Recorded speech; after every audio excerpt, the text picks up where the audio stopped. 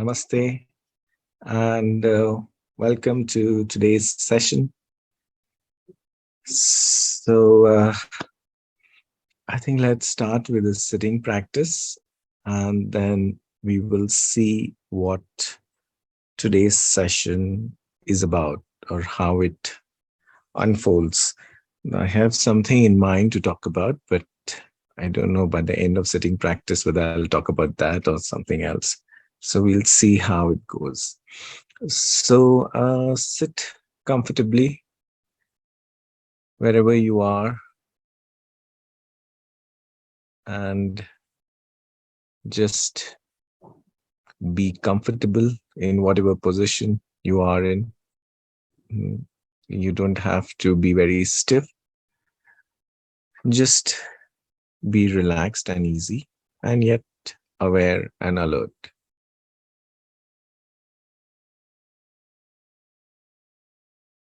Gently close your eyes and bring awareness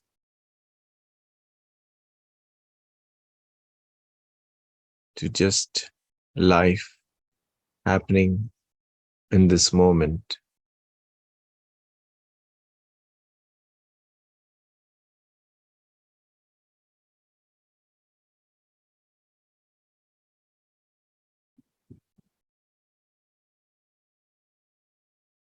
When we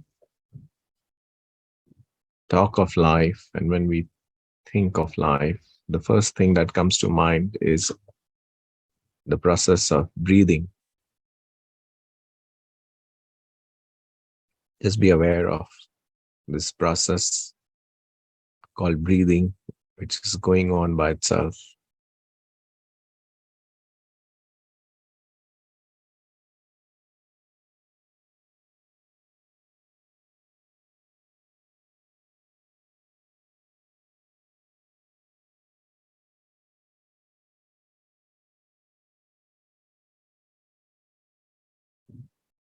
The more we are able to observe without any goal, agenda, the easier it is to relax.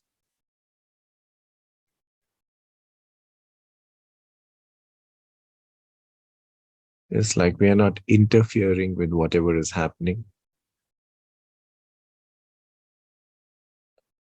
We are not superimposing our ideas and thoughts on what's happening.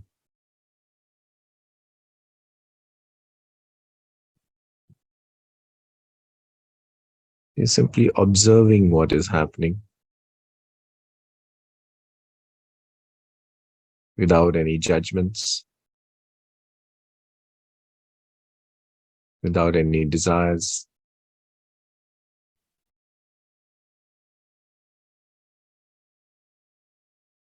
without any agenda.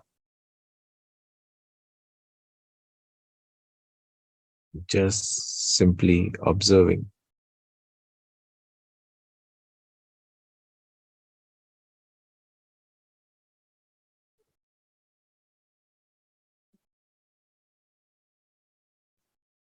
If any thought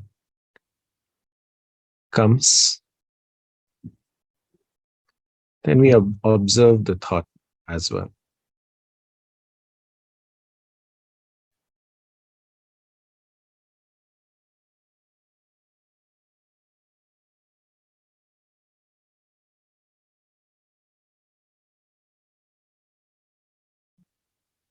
The more we observe, the more we'll notice that the frequency and intensity of the thoughts reduce.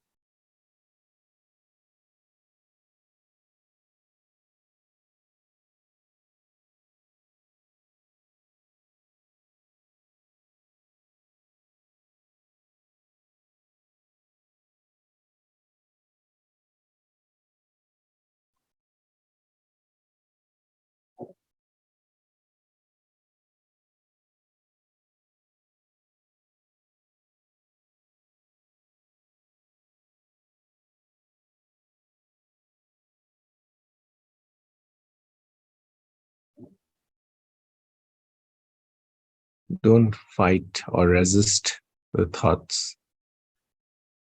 If they are there, then they are there. When awareness comes back, simply come into the present moment.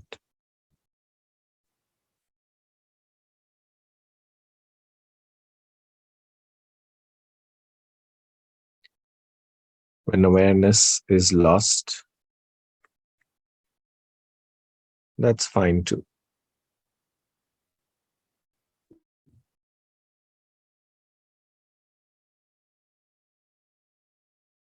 During this practice, we have no goals, we have no agendas of our own.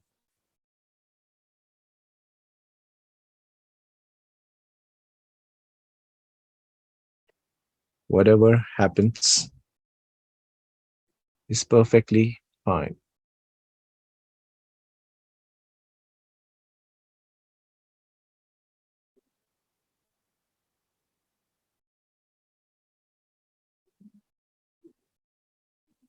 There is awareness of what is, and that awareness is choiceless, without any preferences, objective analysis, judgments, just pure awareness.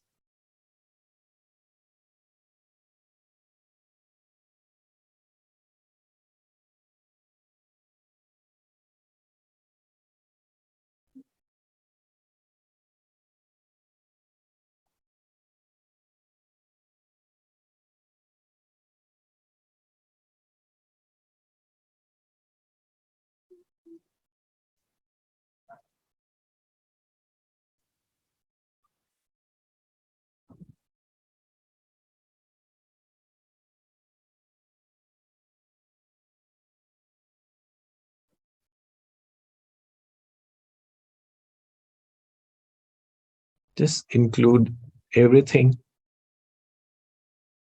that is in the field of your consciousness in that awareness. The breath, the movement of the body, the sensations.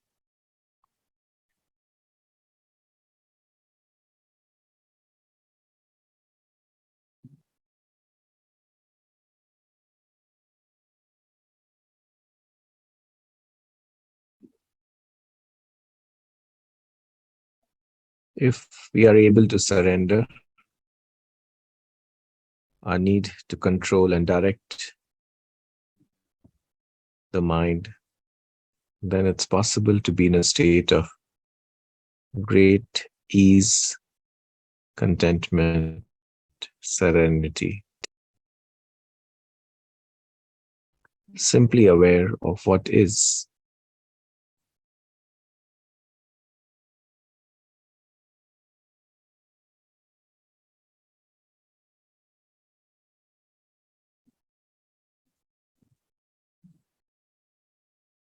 It's almost like the ease of being asleep, only we are awake.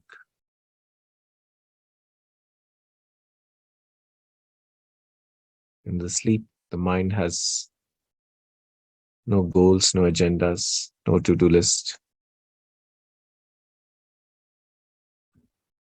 Similarly, is it possible to be free of the mind for some time and just be?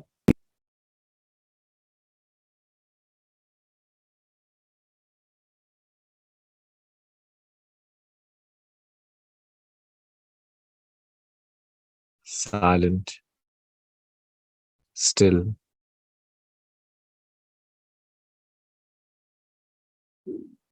conscious, present,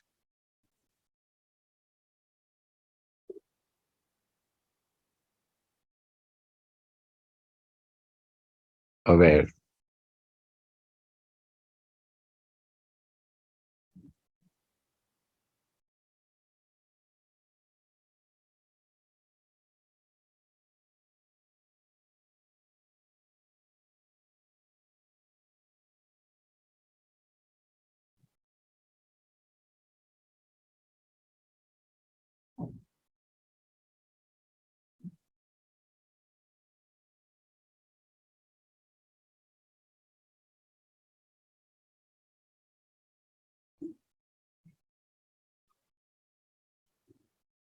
Develop a taste for silence.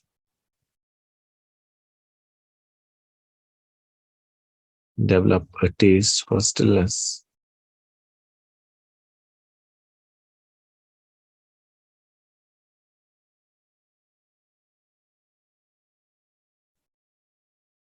Develop a taste for no mind.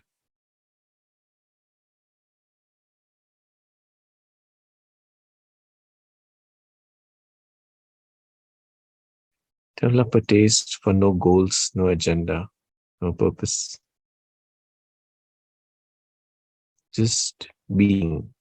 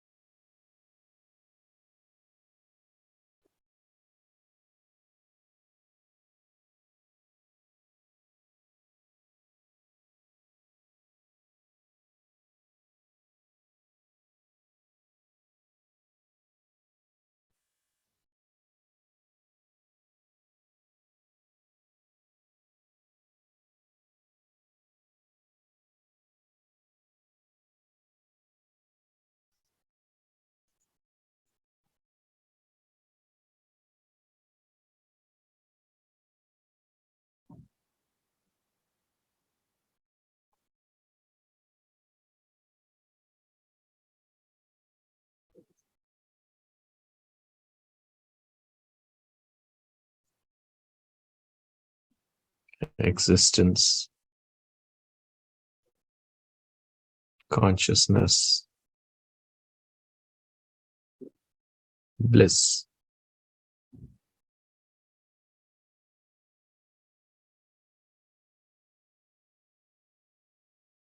When we are free of the mind, we get in touch with our pure nature,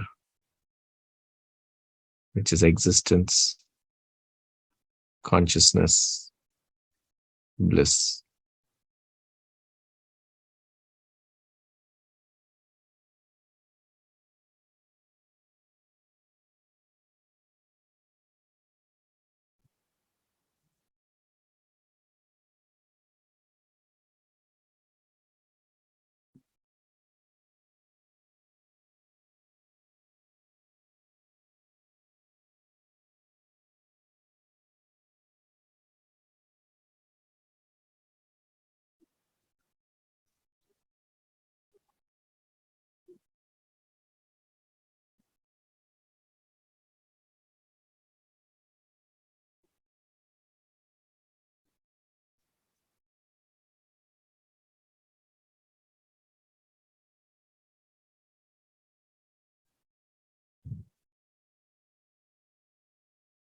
The more we are disassociated and disidentified from the mind, the more we can experience silence. The silence not just which is absence of noise, but silence which is silence of the mind free of thoughts.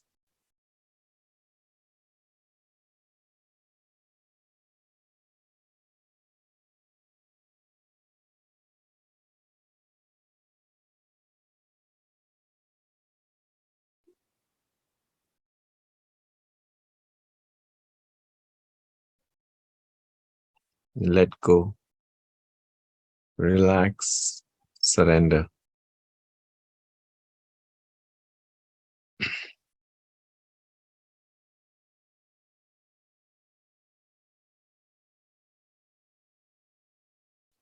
Life is happening by itself.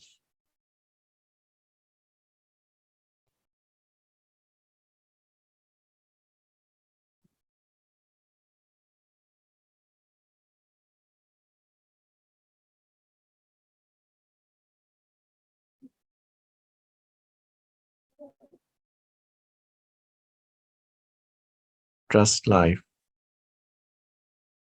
Life has its own intelligence.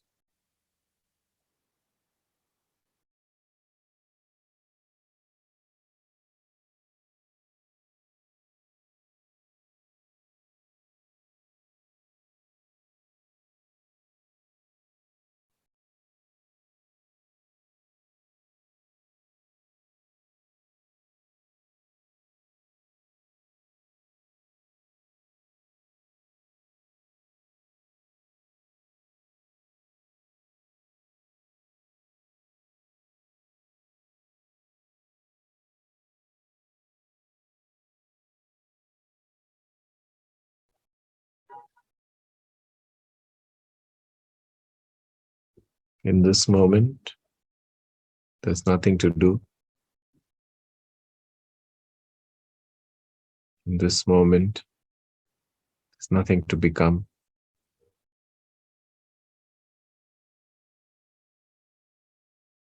In this moment, there's nothing to prove.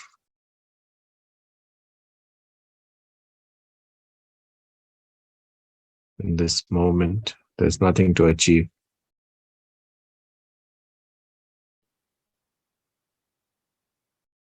In this moment, there's nothing to defend.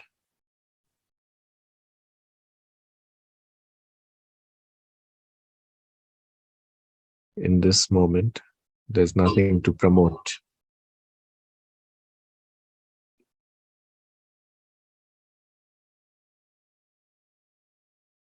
In this moment, there's nothing to explain.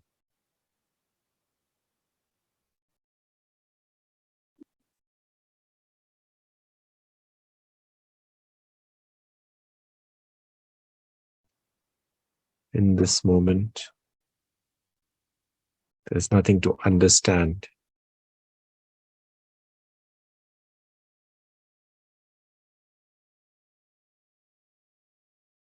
In this moment, there's nothing to believe.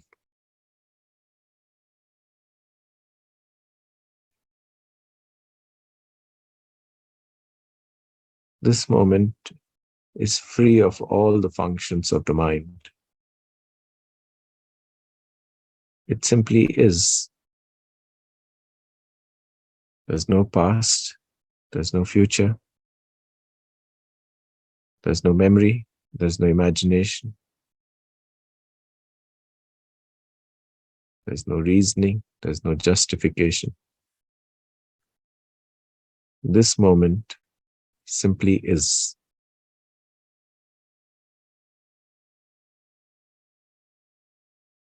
Relax and surrender completely to this moment.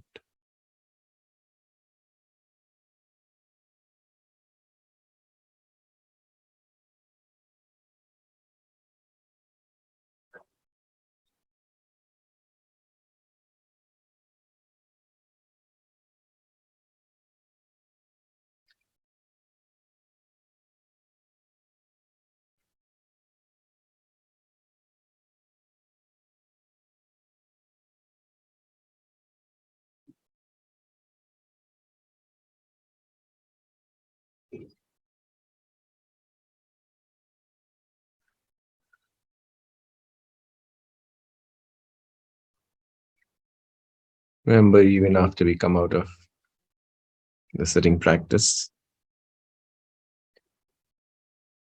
we can get in touch with the present moment, we can get in touch with awareness, we can get in touch with presence any time we wish.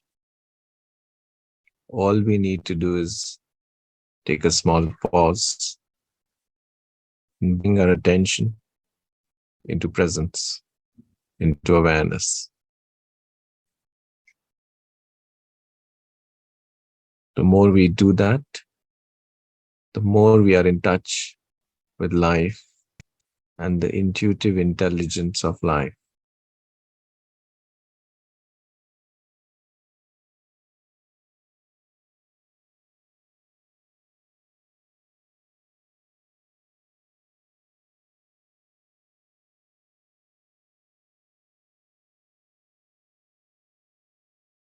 Take a deep breath in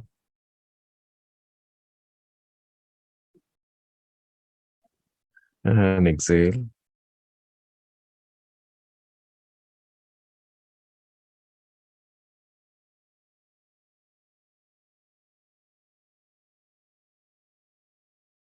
Take a deep breath in and exhale.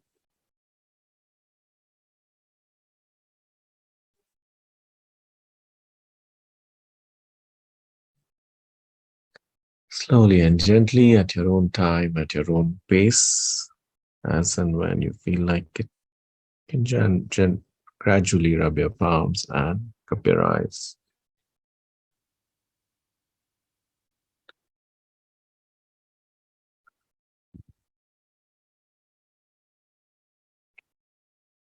Okay, so welcome back. There are times when I really don't feel like ending the sitting practice because it feels so nice and pleasant. But I'm also conscious of the fact that I don't want to exceed it beyond 20 minutes so that I have something, to talk about. I think there are times when I feel like, okay, I could just keep sitting. This feels so nice and this feels so pleasant to just close your eyes and just be like have a mind, no thoughts, just be, and just it feels so much like being at home, just being one. Um, I often say that the most tastiest dish in the world, or the most tastiest experience in the world, uh, is not so much like to do with some great food or some great romantic experience or great achievement. I think the most tastiest dish in the world or experience in the world is to experience a silent mind. Just, and I don't think many people really experience much of that, because their mind is constantly chattering all the time. And the only time people get respite from the mind is when they go to sleep, thankfully. And some people have difficulty even in sleeping because the mind is so active. Uh, but the more you practice awareness, the more you practice what this teachings is about, which is essentially, if you were to ask me what's the essence of these teachings, I would probably just say it in 4 words. And I'm using two extra words because maybe if someone doesn't understand the first 2 words, then they can understand the next two. The essence of these teachings is more silence, more awareness. Mm. Or it could even be other way, more awareness, more silence. And the more awareness you practice, the more silence you'll experience of the mind. And it's not a silence where you cannot function. You can function much.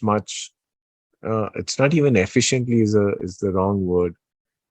You just do what is needed to be done without any drama, without any friction, without, so energy is not lost. And it's like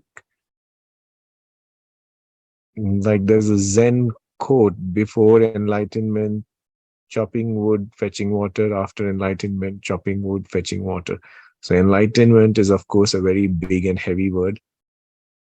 You could be chopping wood, fetching water, or doing whatever you do with a mind full of thoughts.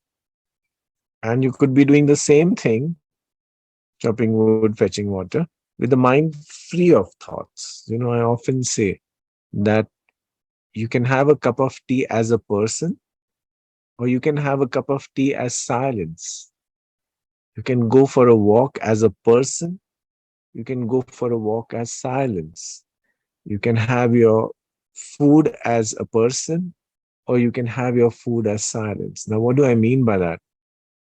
Essentially, what I mean by that is when we are a person, which is what we are 99.9999% of the time, most of us are a person. Essentially, whatever we are doing it with this constantly non-stop radio going on in the background. Like you're having a cup of tea, but you're not really having a cup of tea. You're thinking about something in the future and in the past, and your mind is going on. You're going for a walk, you're not really going for a walk. Your mind is going on and thinking about something else. You're not really noticing anything about the walk. You're having your food, you're not really experiencing anything about the food. It's really, so you're whatever you're doing from the time you wake up till the time you go to sleep, you're doing it as a person. Person means the mind, the unconscious thoughts is active. The unconscious thoughts is creating this individual, this person called me, this with a name, with the past history, with the future. And my attention is constantly in this story which is getting created by my mind, that I am not aware of anything that's immediately present. And the other thing is, you could actually do the same things as silence. Now, what does that silence mean? Which means when you're having a cup of tea, imagine, I mean, of course, it's difficult for most people, but the more you practice, the more you can experience silence, that there are no thoughts. There is just a cup of tea and no thoughts. And if there are no thoughts, then how would silence experience a cup of tea? The silence would experience the warmth of the tea. The silence would experience the taste of the tea. The silence would experience the aroma of the tea. The silence would notice what's around. It's like there is direct contact with life. When you go for a walk as silence, imagine there are no thoughts. You'll actually experience the trees, you'll actually experience the birds, you'll actually see the clouds, you'll actually see the sun, you'll actually experience the touch of cool air on your skin. If you're in Bombay, you'll probably see the sea for the first time. If you're in a place like Dharamkot, you'll watch the mountains. If you're going for a walk as a person, then even though you may be going all by yourself, you're not going with someone else. The mind is chattering, chattering, chattering. You're not experiencing anything. So to practice awareness, the more you practice awareness, the more silence comes. The more you focus your attention in witnessing, being aware, being silent, the more it's like gravity. It pulls you. Um, like I think the best example that I can give you is um, how gravity functions. Gravity is essentially matter pulling, because of the mass of Earth. The apple, I'm using apple because of Newton, falls down because it is attracted to the mass of the Earth. So the matter is attracting matter. And when you go into space and there is no matter, hence there is no gravity. Similarly, behind everything, even though it's not visible, even though it's not tangible, there is a formless silence. I think that's the best word I can give there is a formless silence. Because there is silence, because there is a backdrop of silence, you can hear some noise. If there is no backdrop of silence, you cannot hear noise. Because there is a backdrop of empty space, you can see shapes and forms. Like my fingers, you can see these shape and form because there is space behind it. There is a formless silence behind everything. Now, whatever name, we don't need to give it a name. There is something formless behind every form. You can call it consciousness, awareness, whatever you may want to. But the more we are able to silence our mind, which is essentially can only happen through the process of awareness and witnessing, the more that entire silence that pervades the universe will pull you towards it.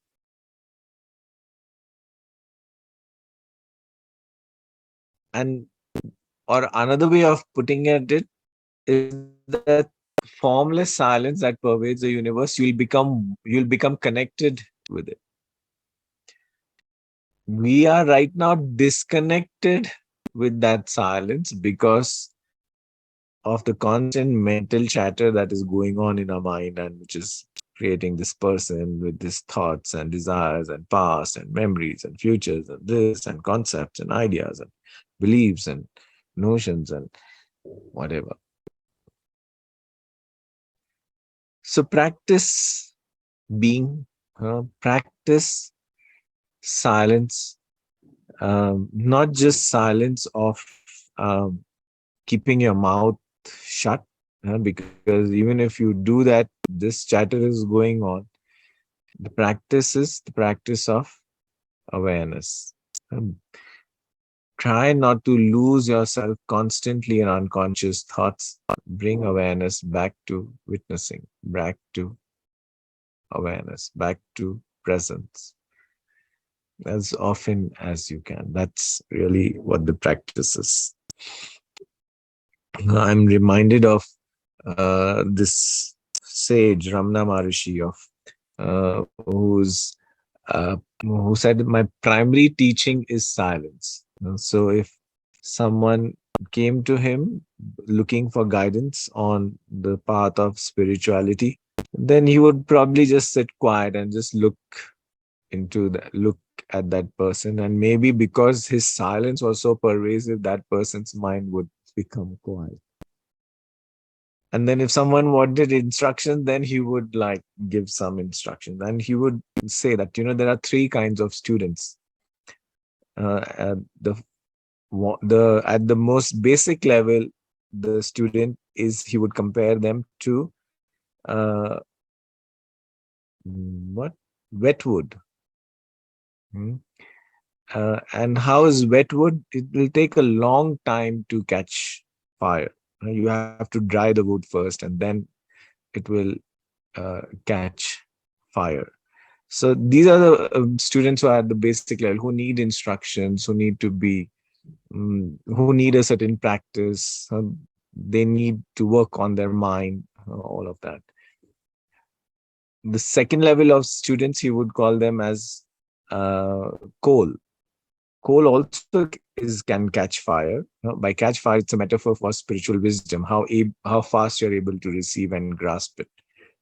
But it still takes time. It's not like immediately it will catch fire. It still takes some time. And he said the best category of students are like gunpowder.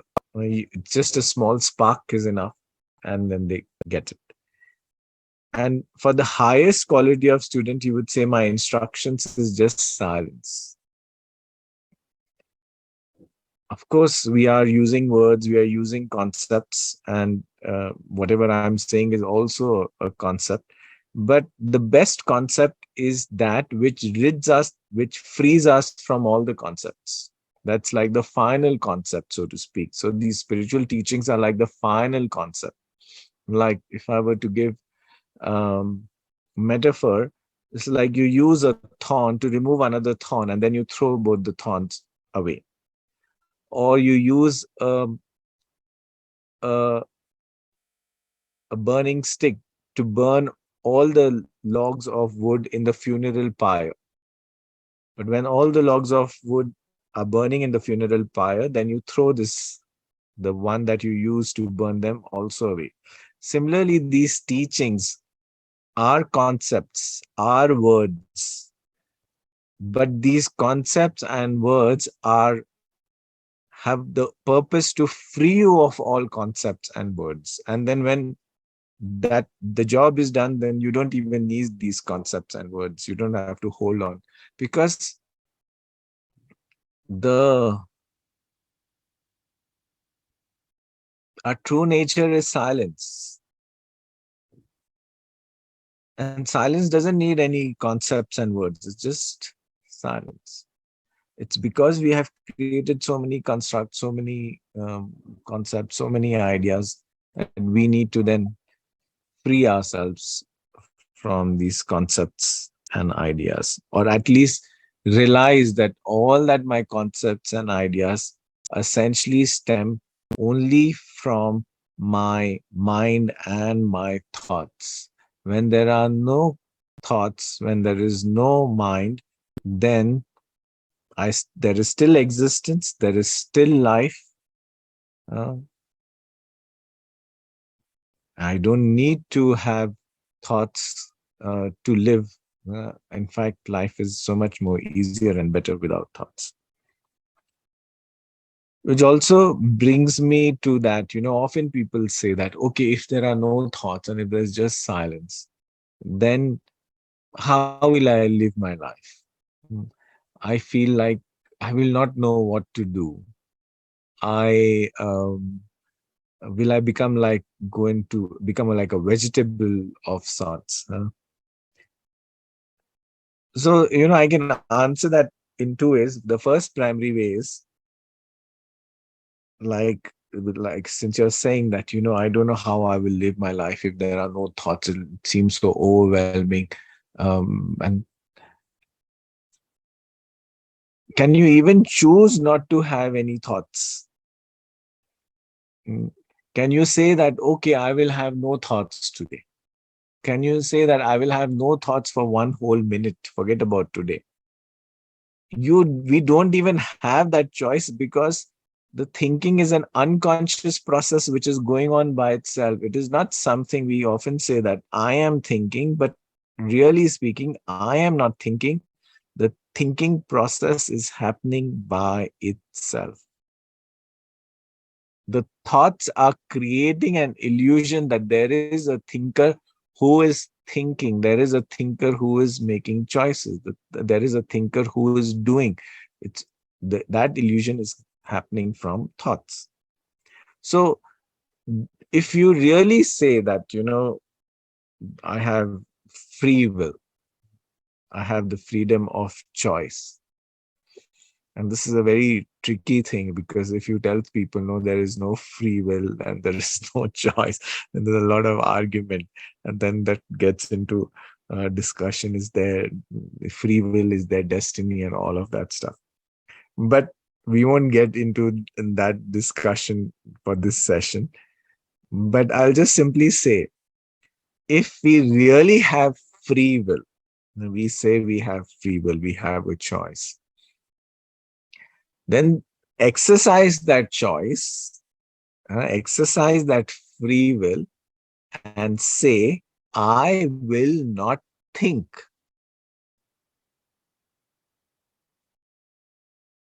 Yeah, we have free will, we have choice. So say, I will not think. At least say, I will not think for 1 minute. Where is the free will if we can't have any free will or control over our thoughts? Because our whole life is nothing essentially but thoughts, because thoughts are making us perceive something, the thoughts are making us interpret something, the thoughts are making meaning out of something, the thoughts are making us believe that choices are being made, that uh, evaluation is happening between alternatives. All that is happening through thought. So I am simply saying, then control the mechanism of thought and stop thinking for some time. Can you do that? We can't do that, because this is happening by itself. And it's not that thoughts per se are like enemy number one or anything. Thoughts have a useful purpose as well. The thoughts are helpful. If you want to book a ticket to go somewhere, then you may want to go onto the internet. You need to check what are the prices and which time suits me. And then, it's a functional use of thought. We are living in the world, so we need to apply our thoughts. If we need to do something, we need to plan, we need to organize, and yeah, we need thought. But it's a functional tool, and it's good if it is used as a functional tool. But unfortunately, it is not. The thoughts are not just a functional tool for use. The thoughts have started abusing us, because the thoughts make us believe something, that I am this character. The thoughts then create self-judgment. Oh, I am not good enough. I am not valued. Oh, I'm good enough only if I do this. Oh, I have failed completely because I could not do this. Oh, I am not liked or I'm not loved. I need to. The thoughts create an individual self-image of who I am, and then the thoughts create judgments around this image. And this image and this identity that thoughts create is never complete, is never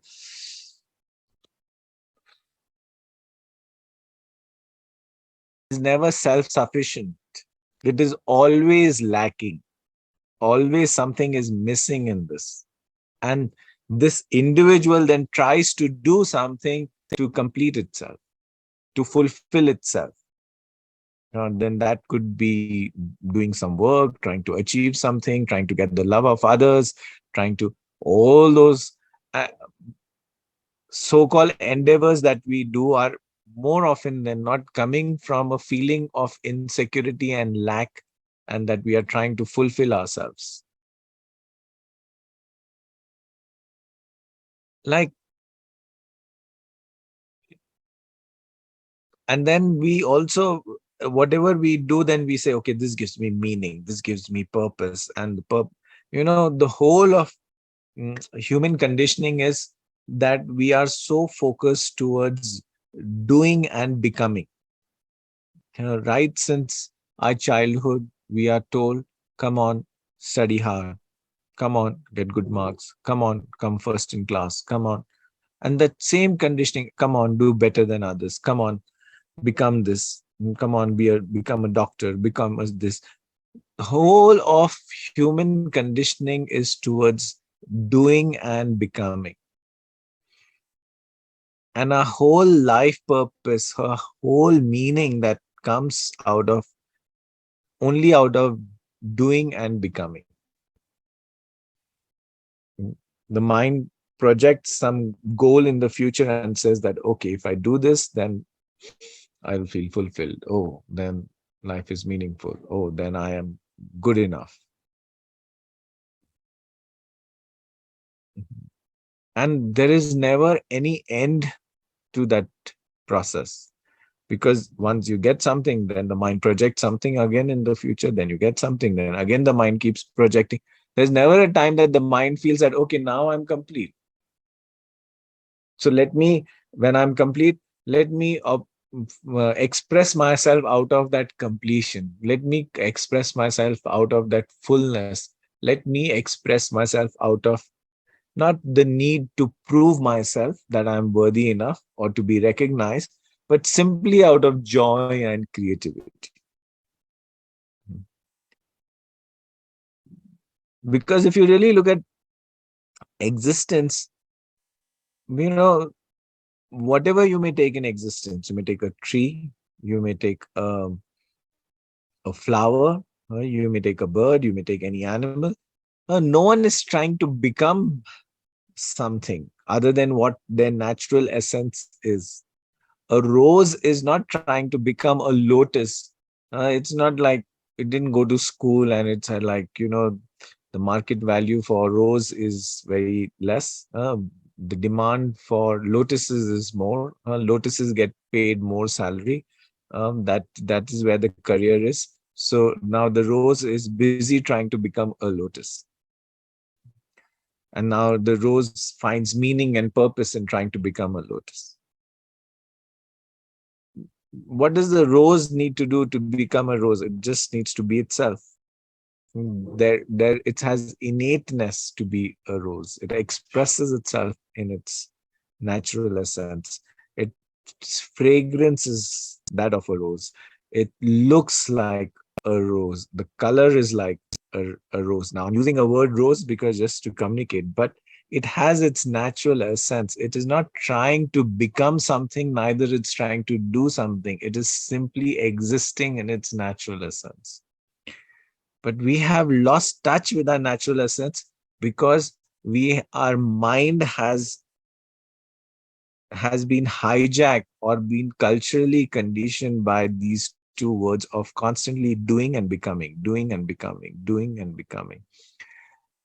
And as a result, we have lost touch with the ability to just be. Like just be existing right now, just the way you are.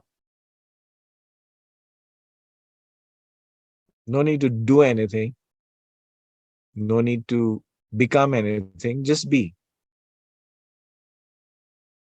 Just how nature has created us. That's it. And just being is the practice of awareness. Just being is the practice of silence. And then, often people say, okay, if I'm just am, then how will my work happen? What will But first you practice silence. The silence will express itself in its own intuitive way. It's like the mind wants to preempt. If if I am not there, then how will I live my life?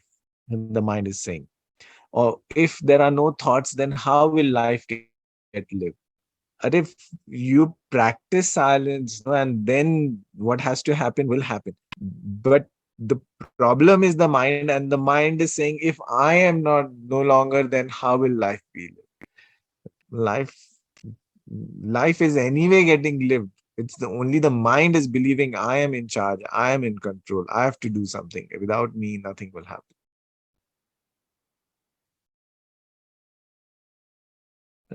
So we are so focused on becoming that we have lost touch with this simple ability to just be,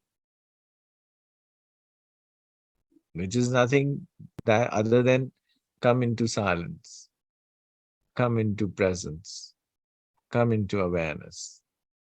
Different, become conscious, be conscious, because you can't become conscious. Consciousness is always there, is always present. Only we are not aware of consciousness because we are only lost in our thoughts all the time.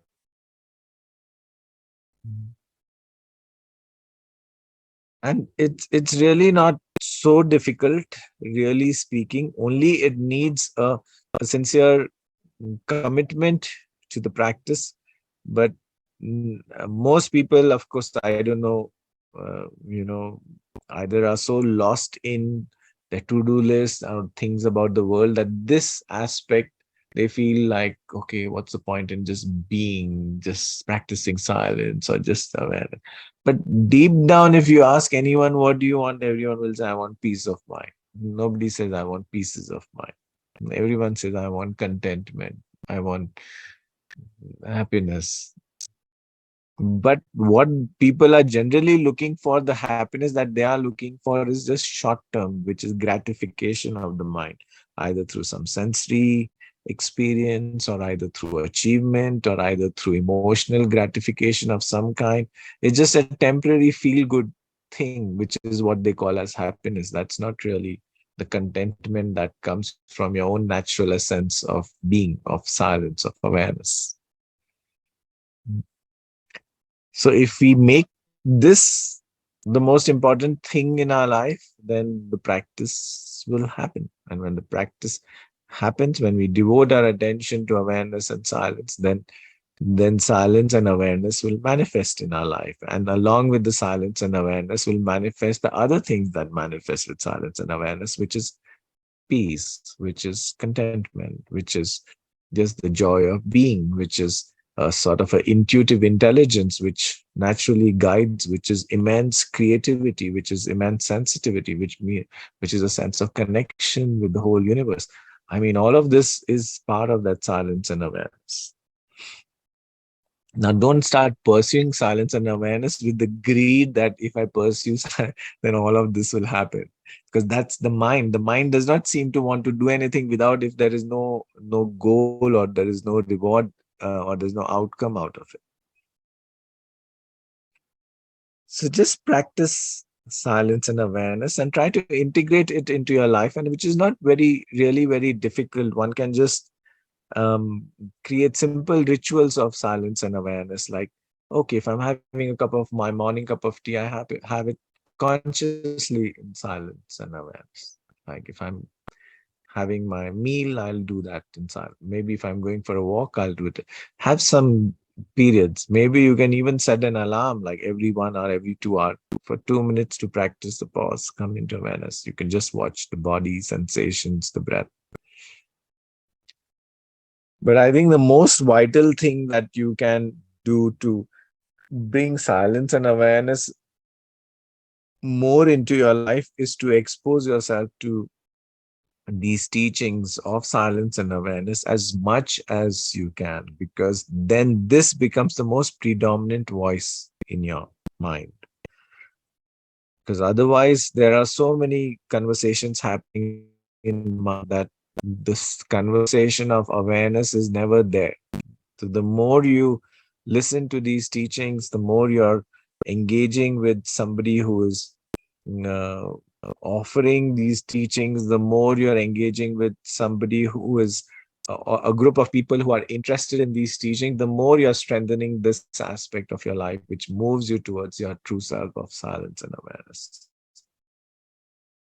And the more you are disconnected from this wisdom and knowledge, then of course, then your old mind patterns and conditioning and conversations and whatever, you're lost in the world with all the so-called worldly things. So really speaking, that it does not mean you need to renounce anything or you need to leave your family or nothing. Just continue to be wherever you are. Just practice silence and awareness in your daily life, and as much as possible, you can, and now it's not even so difficult uh, to receive these teachings. There's so many teachers who are available on YouTube who offer the teaching of Advaita, oneness, non-duality. It's so interesting to listen to each one of them. But the teachings is very simple. If someone is taking you in some another direction, then this is the teaching of being. This is what I often say. This is not the teaching of becoming. This is not about cultivating good habits. This is not about cultivating certain values. That may be a good thing, that may has its own value, but these teachings are just about simply abiding in awareness, abiding as a witness. Whatever change, shift, transformation happens out of that process of cultivating and bringing more awareness and silence in your life. Whatever has to happen happens through that awareness and silence. You don't try to become a better person. Whatever the silence has to do, the silence will do. Whatever transformation that awareness has to bring, it will bring. So it's as simple as that. It's not a very difficult path to follow. And the only thing I can say is, don't make a goal out of these teachings. Don't like now get into this thing of running behind no mind. Don't get into this thing about wanting no mind. That also often happens. And then um, there is also sometimes a conflict that, okay, I need to give up this, because if I engage more in the world, then I can't experience a state of no mind, and then a conflict gets created, which is nothing but the mind which is getting identified with certain mental positions. The mind is now taking on the role or identity of a seeker of no mind. This is a very subtle thing, that the mind becomes a seeker of silence. Don't become a seeker of silence. Don't become a seeker of awareness. This the, this is the trick of the mind. You are silence, you are awareness, so you can't be a seeker of silence and awareness. Mm. And similarly, don't become like anti mind. Like, you don't become like, this mind is of, then don't take on that role of, because all these roles, nothing but the mind is taking on. All you need to do is expose yourself more to these teachings, to the teacher, to the sangha, I would say, the community of people who are interested in this wisdom. And then that strengthens that muscle, that inspiration for you to practice more and more silence and awareness. And essentially, it's not even like you can become aware or you can become conscious, because awareness and consciousness is always there. So you can't even make a goal out of, okay, I must be aware. Now, this is what the mind is saying: I must be aware. Oh, I must be conscious. Who is this I? This is a mind created I. The only thing that can happen is a remembrance of awareness, a remembrance of consciousness. And the more remembrance happens throughout the day, then the more the attention shifts into awareness and into consciousness and into silence. And what can help us to remember more? the more we expose ourselves to these teachings, the more that remembrance happens. The more we simplify our life, the more that remembrance happens. Without having to really run behind awareness or become a seeker of awareness and silence, just whenever naturally the remembrance happens, just come into silence and awareness. And when the attention is lost in unconscious thoughts, that's fine. If my life is moving in a certain direction, that's fine. Whenever the awareness comes, come back. That's it.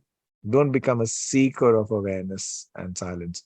Don't make a goal out of awareness and silence. It's not something you have to do. It's just a remembrance that has to keep happening and bring your attention back into presence naturally. Hmm. So, yeah.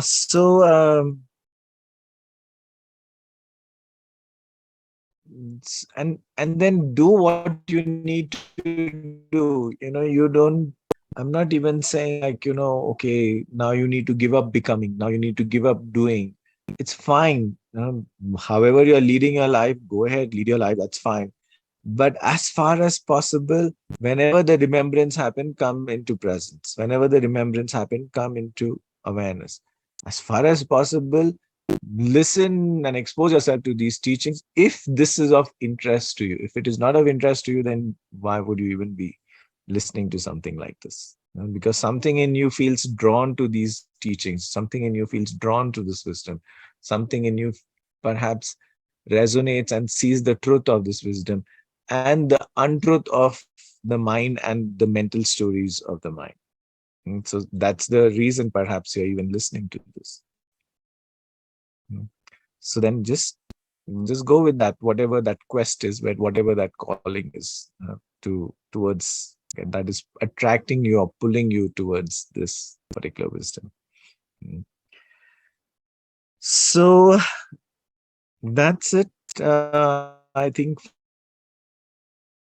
for this session, I think the focus of this session has been around cultivating more silence and awareness in our life, and shifting our gears from constantly becoming something, becoming someone, to being, constantly doing something to just being. And don't imagine how life will be with just being. I think just the focus has to just shift awareness into being. As much as possible, bring being, silence, presence, awareness, consciousness, existence, life. I'm using different words referring to the same thing into your life. It's just that.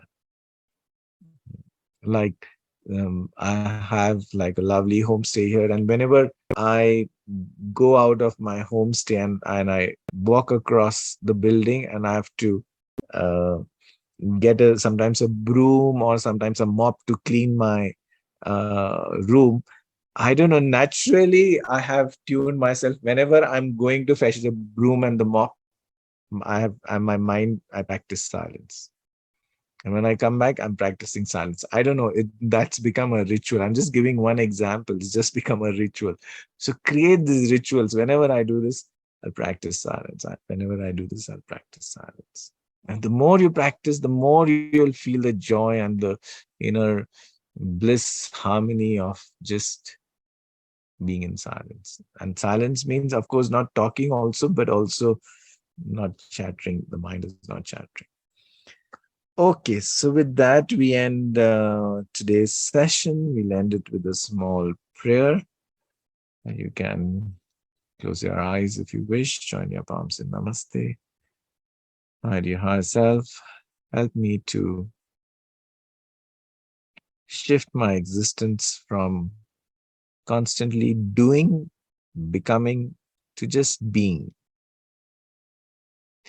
Help me to cultivate and bring in more silence, presence, and awareness in my life. Help me to realize that the truth of existence lies in awareness. that all I need to do to practice awareness is to either watch my mind and to experience life with a silent mind, whatever I may be doing. I seek your guidance and grace to be committed to these teachings and the practice of awareness to realize my true self. Om Shanti Shanti. Okay, so with that, we end today's session. I will see you all in the next session. Goodbye. God bless and take care.